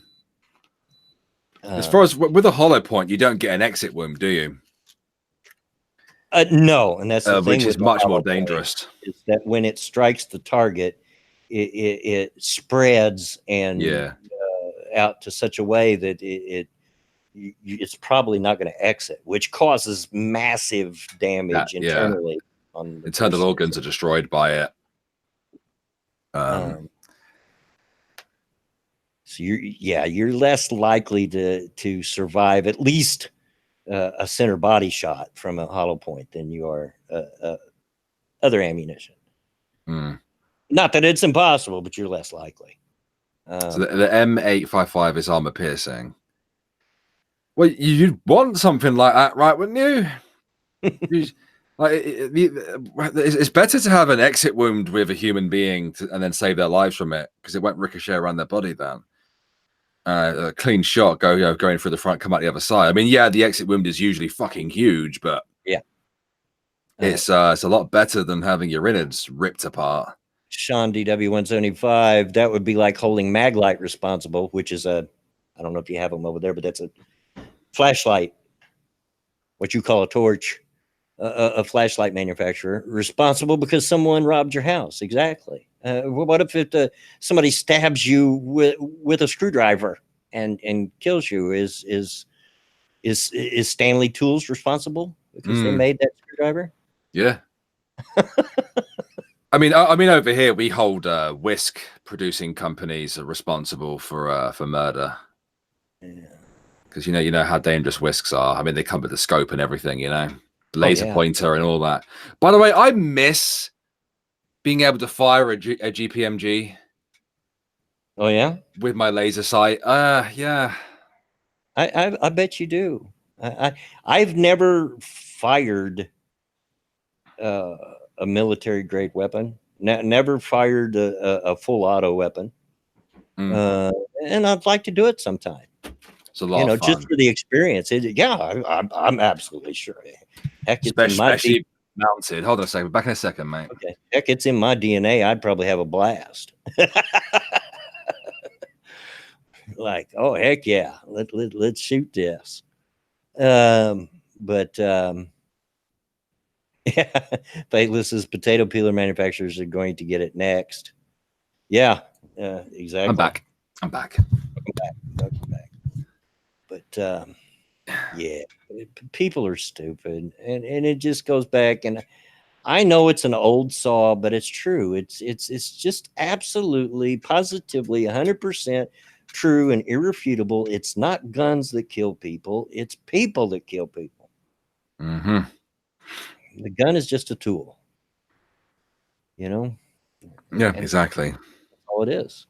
Just like a knife is a tool, just like a screwdriver is a tool, just like a wrench is a tool. Yes, it can be a very dangerous tool, of course, but so can a lot of things. Heck, a coat hanger could be a very dangerous tool in the right hands. Yeah, it be used to abort babies with, Oh no, Jeremy said guns don't kill people. Husbands that come home early do. Well, he's not wrong. No, he's not wrong. He's not wrong at all. Yeah. Oh man, I've also fired LSW as well. So I fired a fully automatic, the L98A2 LSW, which is basically an extended SA80A2, which is fine, but not the best gun ever made. It's not the best gun ever made. It's just all it is an extended barrel on a SA80 with a bipod, which I've also fired fully automatic as well. Yeah. It's a lot of fun, but GPMG is better, bigger rounds. The sound it makes is better. Like it looks mean as well. It's on a bipod as well, but I prefer it mounted. It's chain fed. It's a beast. It's definitely a beast of a gun. So that's a lot of fun to mess around with. Yeah, I hope I'm saying this right. Pookie Nam Nam says they did not have guns in the Middle Ages, and that's a good point. But yet they sure found lots of different ways of killing one another, didn't they? That they did, yeah. Bow and arrow, swords, maces. I think I'd rather hammers. be shot than to be smacked in the head with a mace. Oh, definitely. I think I'd rather be shot. Yeah. But yeah, anti-gun nuts they're just dumb. They're just. Yeah, I know that the Jimpies are 7.62, LSW and SA80 are both 5.56. And I get it. Some people just don't like guns. My wife don't like guns. She's terrified of guns, and for good reason. Her stepfather used to pull a gun on her all the time, and so she's afraid of them. And then that's fine. If you don't like guns, then don't own one. But I never got to fire an LMG, Bloodwing. You never got to fire an LMG, huh? Yeah. Why not? Well, because Navy doesn't use them. I guess we got much bigger guns. They're so pretty. They have two handle grips. Oh yeah, yeah, and they're sexy looking. Oh, I've always wanted to fire a 50 caliber Browning. Oh my gosh, machine gun. on a tripod and just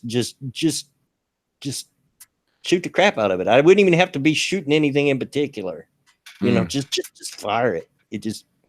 I'd probably have a grin on my face wider than the Joker. I always wanted to fire a 30 mil.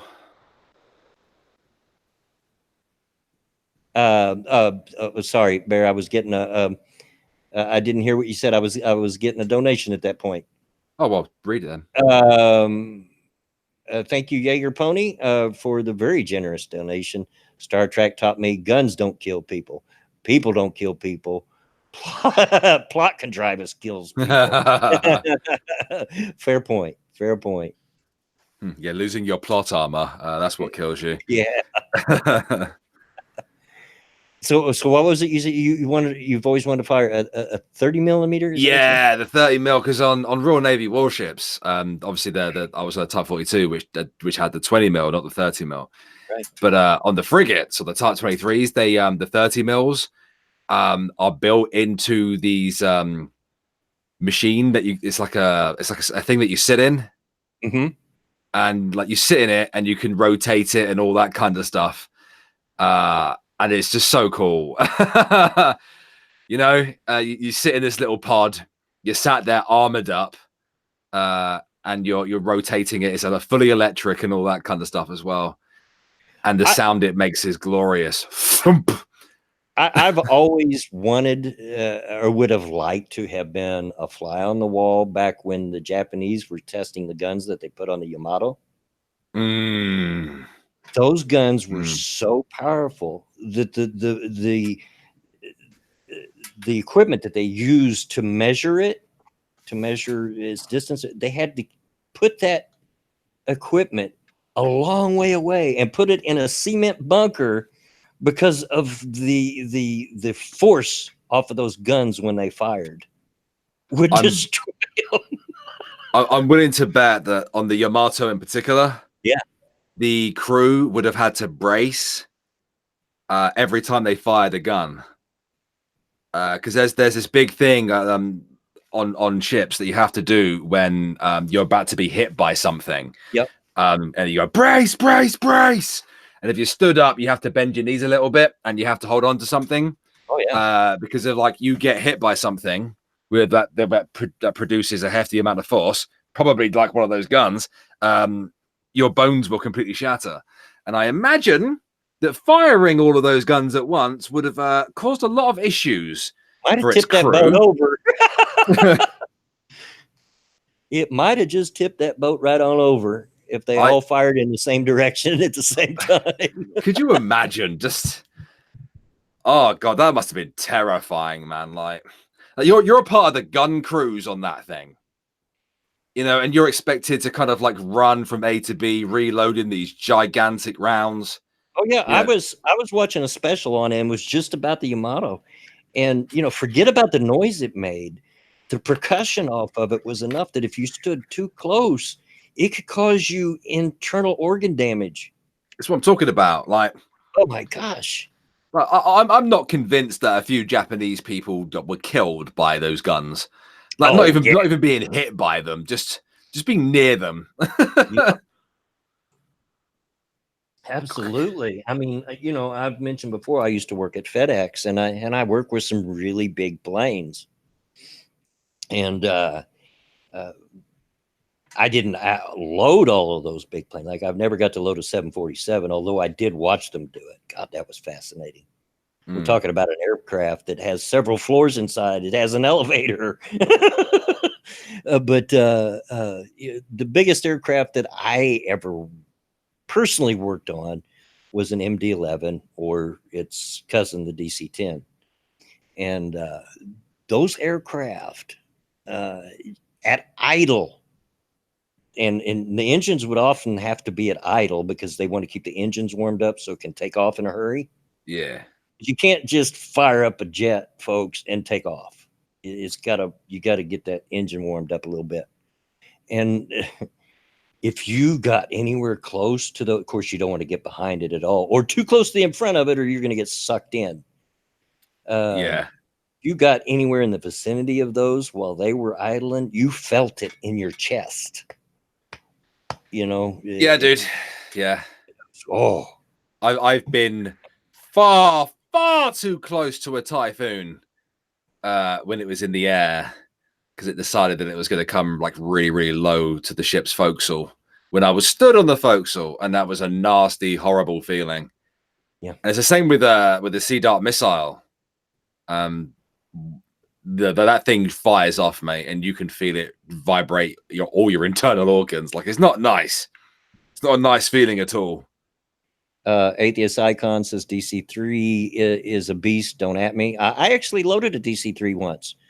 We were out of airplanes one Christmas, what's called peak at FedEx, because that's your by far busiest time of the year is Christmas time. Of course, everybody's shipping packages and presents and so forth. And we ran out of aircraft. We didn't have any load, so they had to hire some. They brought them in, and I actually had a chance a couple of nights in a row to load a DC-3. And that was a very interesting experience, because a DC-3 has the tricycle type gear. In other words, when it's sitting at rest, it's at an angle. So imagine what you had to go through to load that dude, because it's sitting at a slope. It was an experience. But yeah, there was mention of Thomas the Gustav engine, the Gustav gun. Oh yeah, and I've never actually bothered looking into this particular weapon. Oh, it was huge. Oh my god, the gun was a 31.5-inch gun, and just to give context, the Royal Navy, and I also believe the U.S. Navy, especially on their destroyers and frigates, we all use a Bushmaster 4.5-inch gun, which has a very good range on them, by the way. But holy shit, the rounds were 7 tons. It was a massive gun.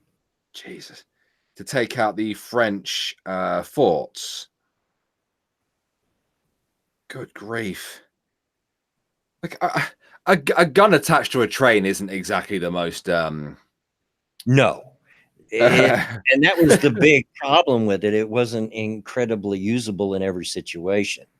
Yeah, but it's not. You imagine facing that thing if it was firing at you. Yeah, it could the gun rotate? It doesn't look like it could rotate. Rather than train and elevate up and down, but I'm not sure if it rotated.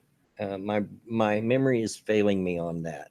If it did, it wasn't a great deal, I don't think. So yeah, it was only usable in some circumstances. The train had to kind of line up with the target that you're shooting at. But can you imagine being in that target area though? Oh yeah. Oh my gosh. If you weren't wearing ear defenders, when that thing goes off, then you probably lost your hearing. If you got hit by that thing, well, I mean, we're not sure what part of your body we found over here, but it's looks like an eyelash. what body? It's just going to be a red spray. Oh wow. You know, like, this thing wasn't the most convenient weapon to use, really, was it? I mean, rate of fire 1 round every 30 to 45 minutes. Yeah. Real quick, thank you again, Jaeger Pony, for the donation. The gun was only ever used in action on the east at Sevastopol, I believe. I think you might be right. Yeah, it wasn't used much. And that was the thing about the Nazis. The Nazis would often come up with these mega weapons. Oh yeah, I've watched a few documentaries on these things. Rarely got used, like their big battleships. Barely got used. They really never saw it. The Yamato that we mentioned earlier never got used. It never ever got used. They spent the entire war hiding it, trying to run from the Allies. They built this huge thing and couldn't use it because aircraft were the thing of the day. And as massive as any of those battleships were, it was no match for an aircraft attack.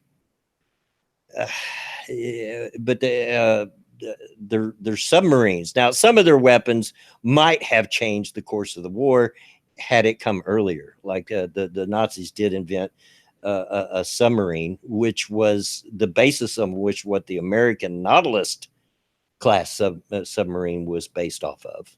That could have changed the course of the war had it come out early, but it didn't. They were not able to create it until the very late stages of the war. Oh my God.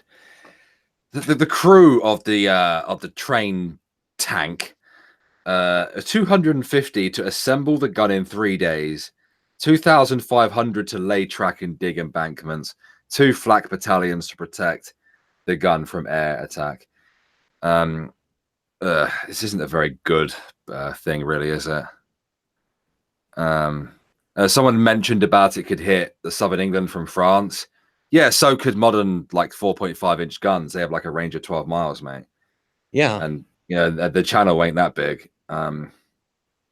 yeah, and they had even closer platforms they could have fired from, because what gets missed in documentaries and history a lot is that there were actually some English Channel Islands that were under Nazi control. Yes, they were. Yeah, they were. Guernsey and those there around Guernsey Island. I forget the other one.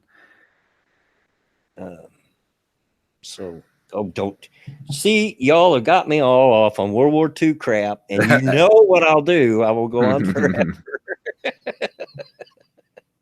because I don't know why it is.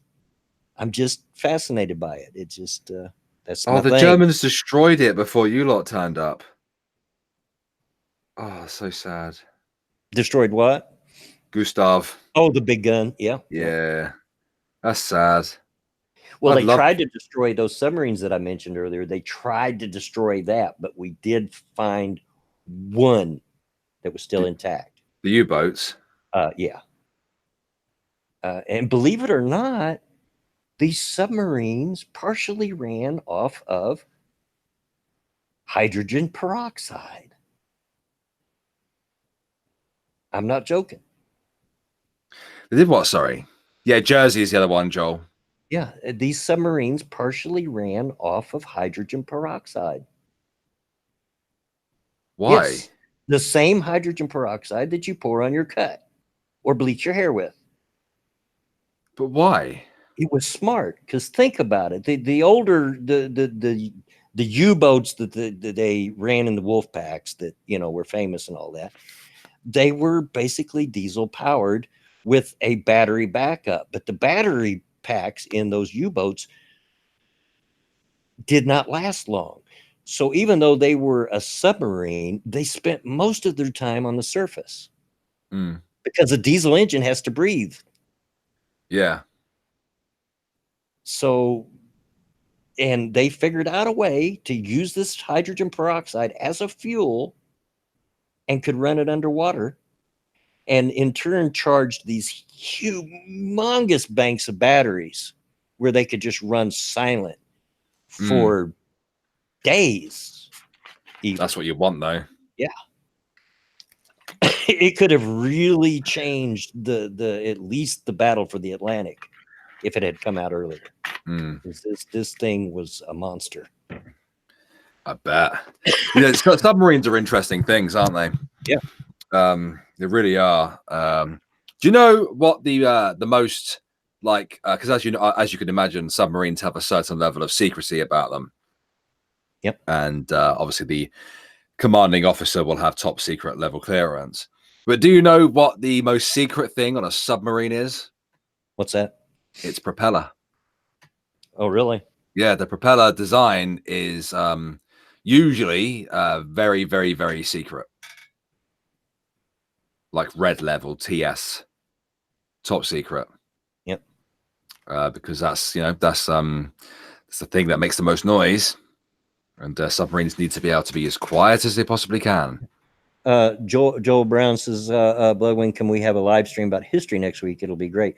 I won't make Redneck Radio like entirely history, but I'm not against having a history live stream at some point. But just outside of Redneck Radio, it would be at a different time. I might make a video on the Falklands, actually. But just yeah, to I'm join not you in your opposed. history. Yeah, I'm absolutely not opposed to having a history live stream at all because, dude, history's it's my jam. I love it. World War History II, is my especially. porn. World War II is fascinating. I mean, it's horrific. Well, it's not just World War II for me, and yes, it is very fascinating. But and so many people do this. They look at World War II as being just okay. It's World War II. It's that era in time. When in actuality, that era started long before World War One, because I see World War One and World War Two as just continuations of the same events. If you look at them closely, they all work together and didn't end until the early 1950s. Yeah. If you look at it closely through history, and there was so much that happened in World War II. A lot of the technology we have yet today would not exist if not for things that were invented in World War II. Cell phones, for instance. Mm-hmm. The technology, which was called signal skipping or signals jumping, was invented during World War II. You know who invented that? And that's what became the basis for Wi-Fi and cell phones and a lot of other technology. You know who invented that? The Germans. Yeah. Well, yeah, sorta. I was about to say, didn't German transplant. It was an American actress, Hedy Lamarr. Oh, okay. Very brilliant woman. She was not just a pretty face, which she was. She was Well, not a just lot an of heavily advanced communications were developed by the SS, weren't they? Well, not the SS, but the inner circle of Hitler. Who was the head of the Gestapo again? I forget the guy's name. Who? Himmler? Himmler was the head of the SS, wasn't he? Yeah, he was head of the SS. The head of the Gestapo, the secret police. Who was the head of that? I forget the guy's name. Well, oh boy, the Luftwaffe was actually in charge of all security forces. So it depends on what you mean. Hold on a second. The Nazi hierarchy was so complicated and so intermingled. It was Well, the head of the Luftwaffe was he was the guy who tried to seize a couple of German states, didn't he? Yeah. That was his downfall. Head of Gestapo. The fucking stupid phone. Sean DW. Yeah, I would agree that without cell phones, it might be better, but it was more than just cell phones that signal jumping or signal skipping technology helped to bring in. Oh, it does say Himmler. I thought Himmler and Heydrich were the heads of the SS, though, weren't they? He was, but later that's what I mean by Nazi hierarchy was so complicated and so intermingled. It was a constant struggle between all this inner circle of Hitler for control, and control of this or control of that often changed hands. Yeah. People mention Goering. Yeah, thank you. And there's Goebbels. Goebbels was the propaganda minister. Yeah. Thank you, atheist. My old man brain was having a brain fart. Yeah, Hermann Goering was technically, even though he was the head of the Luftwaffe, yes, but he was also the head of all security forces. Technically. Yeah, they did switch around a lot, didn't they? Yeah. It was a very complicated mess. And they're always backstabbing each other, weren't they, to try to get into Hitler's good graces and try to uplift themselves to raise their station. Yep. That's stressful. Oh man, that shit's crazy. Yeah, it was. I don't even it's hard to understand how it even worked. Joel, there is an entire series on Netflix that goes into full detail about Hitler's inner circle, and I've seen it. And I've seen all that. I understand that. But if you look at it and you look at it logically, you can't help but ask your question, how did this not fall apart? It was so crazy. Yeah, it really was. It really, really was. Because if I remember rightly, was it Himmler and it might have been Himmler and Goering? Yeah. Joel Brown, if you're asking about that show, it's actually called Hitler's Inner Circle. Yeah. And there's no way we couldn't do a single video on it because it's just that in depth. Like the series itself is loads of episodes. I think I can't remember how long it is, but check it out on Netflix. It wasn't it Goebbels and Himmler who were about to be dicked Yeah. by one of the other ones. I forget who it was, whoever tried to take over a military coup, because they thought Hitler was dead. And that was after Operation Valkyrie. Yeah, I was going to say that's what the movie Valkyrie was about. And they were both in the headquarters of the Gestapo at the time, and they were about to be dicked by one of the other inner circle, but it didn't happen, and it kind of stopped there. And I can't remember who it was who was about to dick them. And it wasn't Heydrich, because Heydrich was dead by then. And there's another fellow though who is arguably next to Hitler the most powerful man in the Third Reich. Thank you, Diesel Dave. Have you watched Hunting for Hitler? Yeah, I have. I watch anything that has to do with World War II. As soon as I see it, I'll watch it. And for the life of me, his name is escaping me right now. I know who you're talking about. The guy who actually built Hitler's sanctum. Yeah, his sanctuary. Yeah. He actually built the Eagle's Nest as well, although Hitler wasn't impressed with that. But if you wanted to get to Hitler, even if you were part of his inner circle, you had to go through this guy. And for some reason, his name is escaping me. Somebody in chat, please help me remember his name. And in fact, he had so much power that when they built that chalet or whatever you want to call it up on the mountain that Hitler spent so much time in, you know, Goering was up there too. Not far from him, he had a chalet on the same property. Yeah, yeah. In between them, this fellow that I'm talking about built his.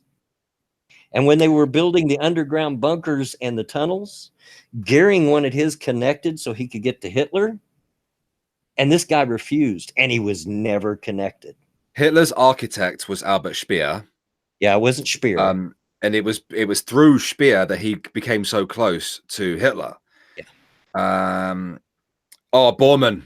Bormann, that's it. That's the guy. Yeah. That is absolutely. He is arguably probably the second most powerful man in the Third Reich next to Hitler. Yeah. Quieter. He's vicious. Vicious man. Extremely vicious.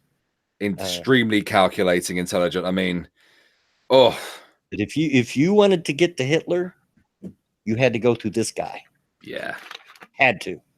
And it didn't matter if you were Himmler or Goering or Goebbels or who you were. If you wanted to talk to Hitler, you had to go through this guy.